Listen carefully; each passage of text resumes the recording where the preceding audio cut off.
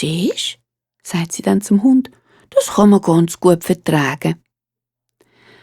Nach einer Weile hat es wieder in den Zweig geraschelt und wieder ist eine Nuss runtergefallen, aber das Mal ist sie genau auf den Kopf vom Hund gefallen. «Wow!» hat der Hund geheult, hat seine Tasche vorgerührt und ist wie das Bisiwetter heimgerannt. «Oh, du liebe Zeit!» hat Schildkröte ganz verschrocken gesagt. Sie hat nämlich schon den Tiger gehört kommen. Aber zum Glück hat sie gerade noch geschwind unter das trockene Laub kriechen. Der Tiger hat gerade auf der Stelle die Tasche vom Hund gefunden. «Ha!» hat er gerufen.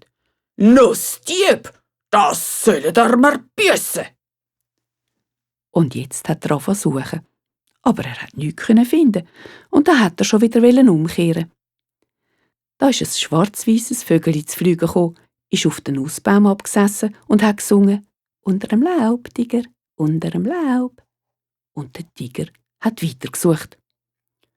Der Schildkröte ist ein eiskalter Rücken abgelaufen und sie ist so weit runtergekrochen, wie es gegangen ist. Aber der Vogel hat immer weiter gesungen: «Unter dem Laub, Tiger, unter dem Laub.»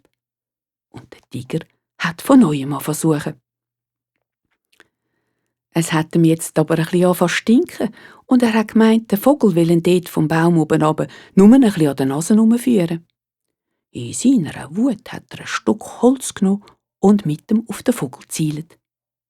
Der aber ist schnell auf einen anderen Ast gehüpft und das Stück Holz hat nur «Tuck, tuck, tuck, tuck, tuck, tuck, tuck» ein paar Nüsse aus ihren Hülsen geklopft und ist dann wieder auf den Boden gefallen. In dieser Zeit ist die Schildkröte zu den Wurzeln vom Baum gekrochen und hat schon gemeint, sie sei jetzt in Sicherheit. Da hat der Vogel wieder angefangen: «Unter dem Stamm, Tiger, unter dem Stamm.» Wo der Tiger das gehört hat, ist er auf den Nussbaum zu, hat mit seinen Pranken säuferlich das Laub auf die Seite geschoben und hat mitten in der Schildkröte ihr faltiges Gesicht hineingeschaut. «Aha, du bist also der Dieb!» hat der Tiger gesagt, hat die Tasche genommen und die Schildkröte reinstecken. Aber da sagt die: «Oh, lieber Freund, steck mich doch nicht in die schöne neue Tasche. Nimm doch lieber die andere, die ist weniger schön. Schau doch nur, wie dreckig ich bin.» «Hast eigentlich recht», hat der Tiger brummelt, hat sie in die alte Tasche gesteckt und ist mit ihr davon. Die Schildkröte aber, die war schlau. Sie hat eben gewusst, dass die alte Tasche bei einem Ecken ein bisschen kaputt war. Und sofort hat sie sich an die Arbeit gemacht und hat die Bambusfäden auseinander knagen und ziehen. Und schon gleich darauf ist sie ins weiche Gras purzelt.